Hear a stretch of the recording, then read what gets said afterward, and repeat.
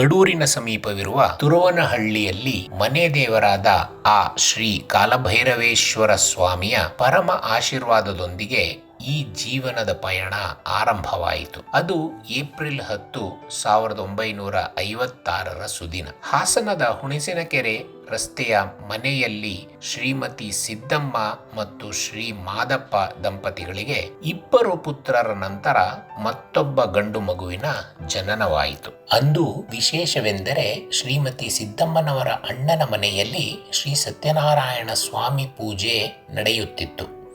ಮಗುವಿನ ಜನನದ ಶುಭ ಸುದ್ದಿ ತಿಳಿಯುತ್ತಿದ್ದಂತೆಯೇ ಸೋದರ ಮಾವ ಆ ಮಗುವಿಗೆ ಭಕ್ತಿಯಿಂದ ನಾರಾಯಣ ಎಂದು ನಾಮಕರಣ ಮಾಡಿದರು. ಇವರ ಮೂಲ ಊರು ಹಂಗರಹಳ್ಳಿ ಹಾಗೂ ಗ್ರಾಮ ದೇವತೆ ಶ್ರೀ ಆಂಜನೇಯ ಸ್ವಾಮಿ. ಹಂಗರಹಳ್ಳಿಯ ಕರಗಲ್ಲು ದೈವವನ್ನು ಆರಾಧಿಸುವ ಶ್ರದ್ಧಾವಂತ ಮನೆತನ ಇವರದ್ದು. ನಾರಾಯಣ ಅವರ ಹೆಮ್ಮೆಯ ಹಿರಿಯಣ್ಣ ಎಚ್.ಎಂ. ಚಂದ್ರಪ್ಪ ಮತ್ತು ಅತ್ತಿಗೆ ಎಚ್.ಎಸ್. ನಾಗರತ್ನ, ಹಾಗೆಯೇ ಎರಡನೆಯ ಅಣ್ಣ ಎಚ್.ಎಂ. ರಾಜು ಮತ್ತು ಅತ್ತಿಗೆ ಗಿರಿಜಾ ಅವರ ಪ್ರೀತಿಯ ವಾತ್ಸಲ್ಯದಲ್ಲಿ ಈ ಬದುಕು ಅರಳಿ ನಿಂತಿತು. ಅಪ್ಪ, ಅಮ್ಮ ಮತ್ತು ಹಿರಿಯ ಅಣ್ಣಂದಿರ ಬೆವರಿನ ಹನಿ, ಅವರ ಅಚಲವಾದ ಪರಿಶ್ರಮದ ಫಲವಾಗಿ ವಲ್ಲಭಾಯ್ ರಸ್ತೆಯ 3ನೇ ಅಡ್ಡ ರಸ್ತೆಯಲ್ಲಿ ಒಂದು ಪುಟ್ಟ ಮನೆಯನ್ನು ಖರೀದಿಸುವ ಕನಸು ನನಸಾಯಿತು.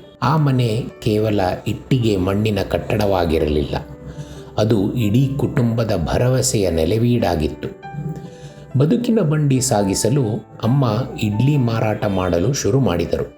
ಅಮ್ಮನ ಕೈರುಚಿಯ ಆ ಇಡ್ಲಿಗಳೇ ಮುಂದೆ ಆ ಕುಟುಂಬಕ್ಕೆ ಒಂದು ವಿಶಿಷ್ಟ ಗುರುತನ್ನು ತಂದುಕೊಟ್ಟವು.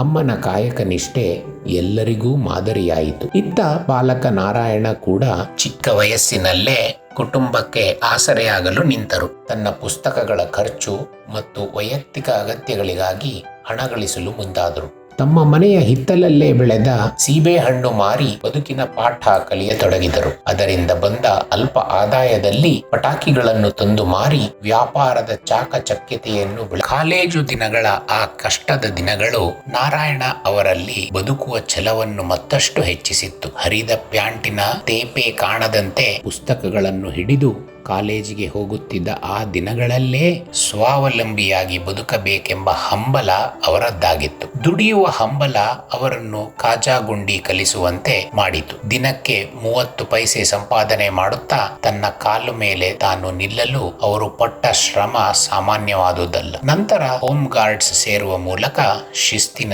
ಜೀವನಕ್ಕೆ ನಾಂದಿ ಹಾಡಿದರು. ಜಗತ್ತೇ ಗಾಢ ನಿದ್ರೆಯಲ್ಲಿದ್ದಾಗ ನಾರಾಯಣ ಅವರು ಬೆಳಗಿನ ಜಾವದ ಅಮೂಲ್ಯ ಸಮಯ ಶಾರ್ಟ್ ಹ್ಯಾಂಡ್ ಮತ್ತು ಟೈಪಿಂಗ್ ಕಲಿಯಲು ಮೀಸಲಿಟ್ಟರು.